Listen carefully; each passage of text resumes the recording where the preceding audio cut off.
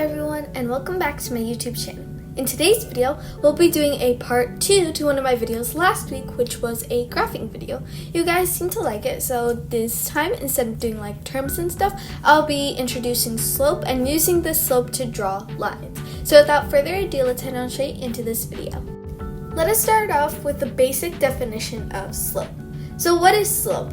Slope is the increase or decrease of a line, and if this doesn't make sense, it's basically just the steepness. So as you can see, this right here has a low slope and it's going high, it's increasing. However, the second one is a steep slope going downwards. You can have a low slope and a decrease, but let's just start off with trying to figure out how to find the slope in the first place. There are two techniques that you can use to find slope. Now, one way is using this formula, and this formula is one y minus the other y over x minus the other x. So let's say on a line we are given 2 points, 3, 1, and 6, 2. So as in my part 1, I explained the x and y coordinates. So we're going to take one y minus the other y, and one of the x's minus the other x.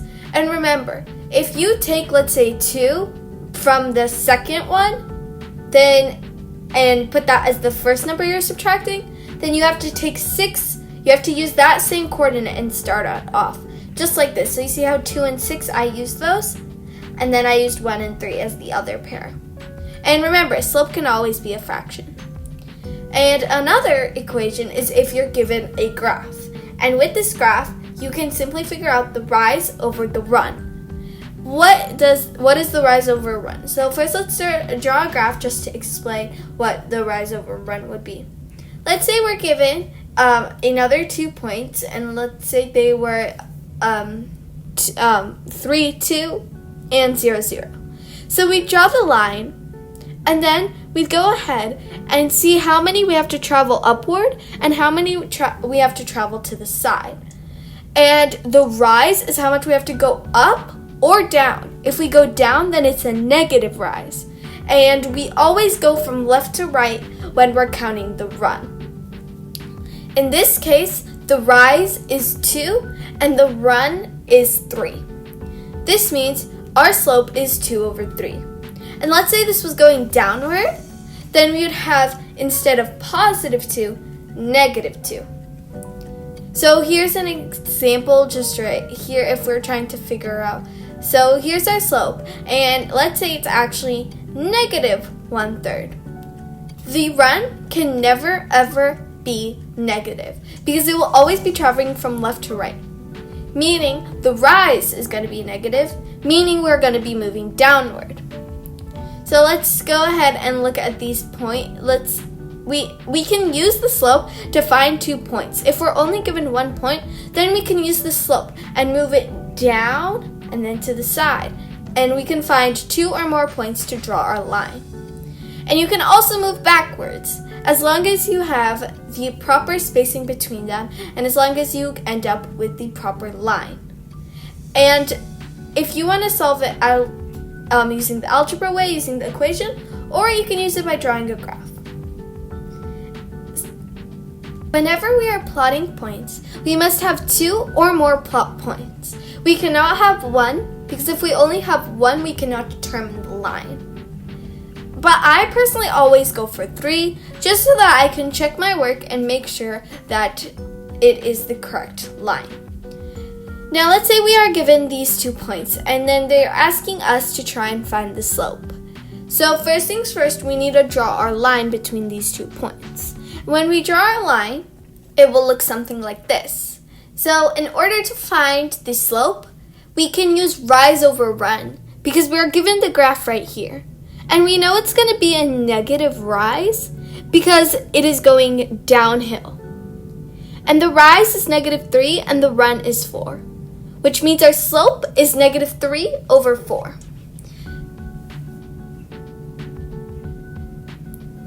Now let's try and find the slope of a line that has points 0, 3, and 6, 4. So if we were to plug them into the equation, y2 minus y1 over x2 minus x1, we'll get 4 minus 3 over 6 minus 0, and that's 1/6. So it always depends on your problem and if it's easier to graph it and then solve it, or just use the points you're already given. If our slope is a whole number, like 1, then all we have to do is convert that to a fraction. So 1 is 1 over 1, which means 1 is our rise and also 1 is our run.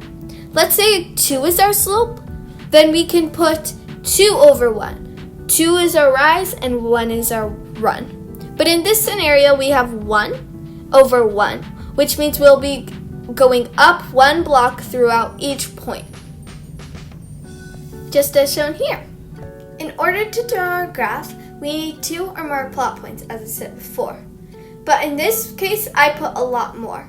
And I just wanted to show you all that no matter which plot points you have, whether it be in this scenario 4 and 1 or 5 and 2, you will still have the same exact line as this one, as long as you graphed it correctly and solved it for the slope correctly. I'm going to do another equation with using the slope equation. So we're going to try and find the slope of a line that goes through 3 and 3 and 1 and 2. So we can do 2 minus 3 and 1 minus 3. So then we'll get negative 1 over negative 2. The negatives cancel out, meaning our slope is 1/2. Now let's solve the second part, which asks us to graph it. So we go ahead and draw our graph, and we plot the 2 points that they already gave us. And if we want to make sure that our line ends up correctly, we can always use the slope to find one more point as our third plot point.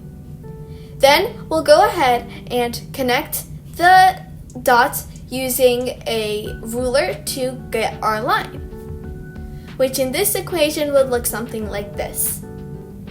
Now you all are going to do a practice problem all by yourselves. So you are going to find the slope and graph this line. We have one point which is 3 and 2 and another point which is 4 and 1.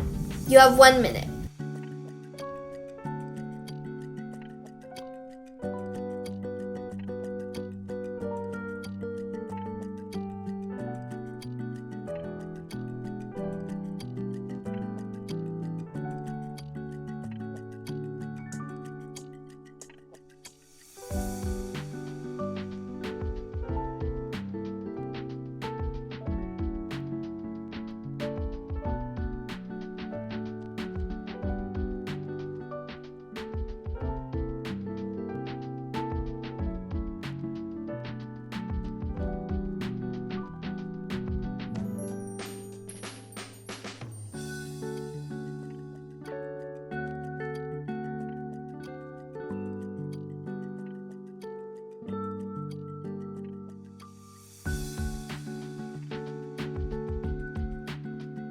Did you do it? Let's check if you got the correct answer.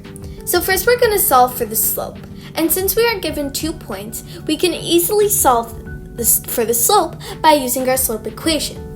And in this scenario, we'll have negative 1 as our rise and 1 as our run. So if we were to draw our graph, the first points we will always graph on the line are the ones that we were given in the beginning, which are 3 and 2 and 4 and 1. Now, if we want to make sure and add one more point, we need to move 1 to the right and then 1 down. And if we draw a line, as you can see, it is going downwards. Congrats! You made it to the end of this video. Whether it's you needed help with this concept, you wanted some extra practice, or you just wanted to review, I hope you learned something or got some extra practice in. It'd mean the world to me if you subscribed and hit the notification bell so you get notified every time I post a brand new video. If you liked this video, please give it a thumbs up. If you didn't, give it a thumbs down. It just tells me if I need to change anything. And if you have any suggestions for any more of my videos, you can always comment on my discussion page. Thank you all so much for watching. Bye!